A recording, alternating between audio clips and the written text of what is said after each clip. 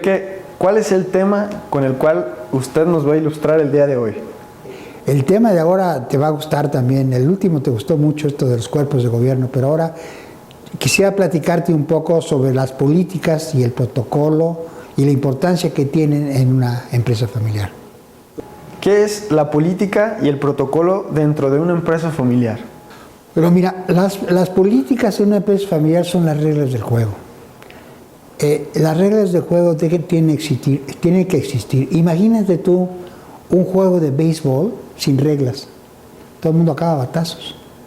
Hay reglas, cómo coges el bat, cuándo debes poner, cómo debe salir la bola. Entonces, en la empresa familiar es igual. Si no hay reglas, causan conflictos. Y sobre todo cuando vienen los hijos en segunda generación, tienes que poner reglas. Tienes que poner reglas del juego en la empresa familiar. Don Enrique, ¿cuáles son las políticas que usted sugiere para una empresa familiar? Hay una serie de políticas que son básicas. Yo normalmente recomiendo que la primera es cómo formar y operar un consejo. Las reglas del juego de un consejo. Quiénes son los miembros, qué hace cada uno, cuál es la función del consejo, qué decisiones toma, cómo se toman las decisiones. Esa es fundamental porque es la regla del cuerpo de gobierno que va a gobernar la empresa. Después de pues ya vienen muchas, por ejemplo, bien importante, las reglas de ingreso de los familiares. ¿Cuándo pueden entrar los familiares? ¿Con qué condiciones? ¿Cuándo no pueden entrar? Es importantísimo, ¿no?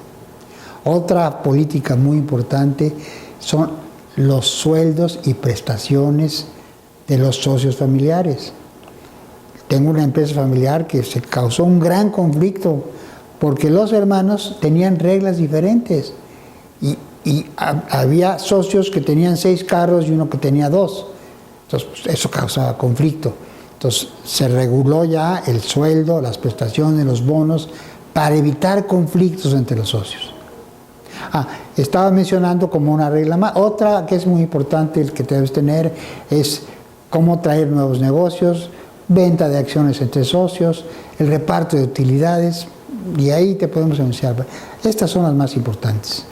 Dentro del título de la entrevista, Políticas y Protocolo, ¿qué viene a ser el protocolo?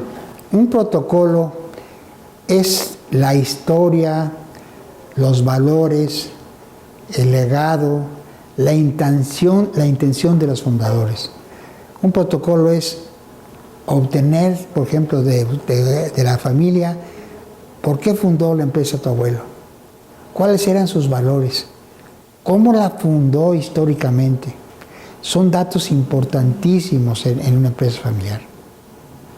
Entonces, don Enrique, ¿el protocolo es como un álbum de fotos? Es como un álbum de fotos, es como el acta constitutiva de un país. Imagínate un país que no tuviera su acta constitutiva, las razones, la libertad, lo que querían con ese país. La empresa, ¿qué razones se tuvo para fundarla? ¿Cómo se fundó?